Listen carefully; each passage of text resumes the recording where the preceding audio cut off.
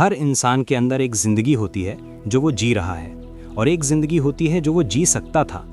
इन दोनों के बीच जो दीवार खड़ी होती है उसका नाम है रेजिस्टेंस। रेजिस्टेंस कोई बाहरी ताकत नहीं है, ये कोई इंसान नहीं है, ये समाज नहीं है, ये सरकार नहीं है।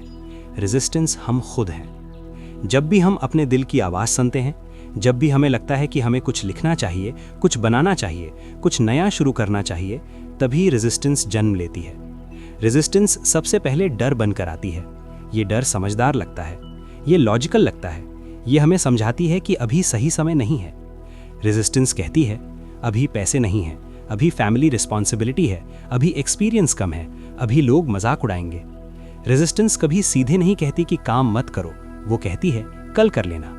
और यही सबसे बड़ा धोखा है। प्रोक्रास्टिनेशन रेजिस्टेंस का सबसे पसंदीदा हथियार है। हम खुद को झूठी तसल्ली देते हैं कि हम काम से भाग नहीं रहे, बस थोड़ा टाल रहे हैं। लेकिन सच ये है कि जिंदगी टलती नहीं, निकल जाती है। रेजिस्टेंस उन कामों के सामने कभी नहीं आती जो आसान होते हैं, ये उन कामों के सामने आती है जो आपकी आत्मा को बड़ा बनाते हैं।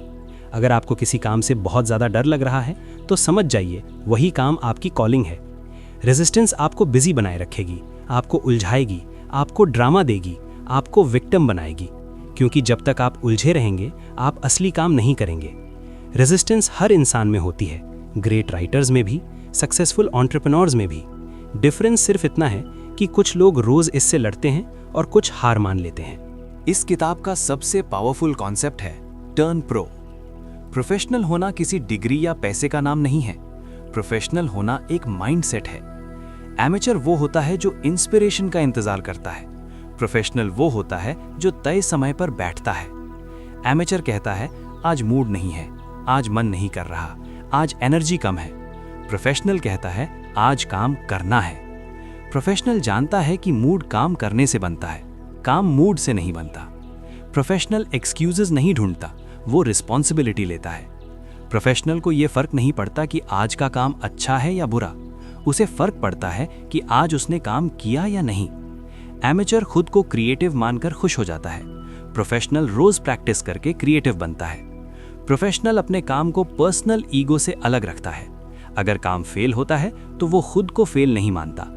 प्रोफेशनल जानता है कि हर दिन जीतना जरूरी नहीं है, हर दिन मैदान में उतरना जरूरी है। क्रिएटिव लाइफ आसान नहीं होती, ये ग्लैमरस नहीं होती, ये लोनली होती है।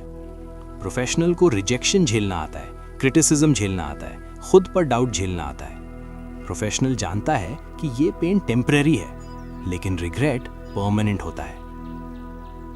हर दिन जब आप बैठते हैं रेजिस्टेंस फिर आएगी। हर दिन आपको लगेगा कि आज छोड़ दो, लेकिन प्रोफेशनल जानता है यही लड़ाई है। प्रोफेशनल पेन से भागता नहीं, वो पेन को एक्सेप्ट करता है। जैसे एक सोल्जर रोज ट्रेनिंग करता है, वैसे ही क्रिएटर रोज काम करता है।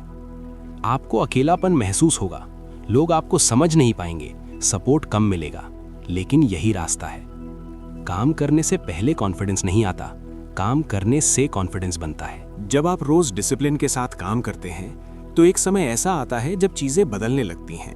आइडियाज अपने आप आने लगते हैं, आप फ्लो में आने लगते हैं। काम भारी नहीं लगता, मीनिंगफुल लगने लगता है।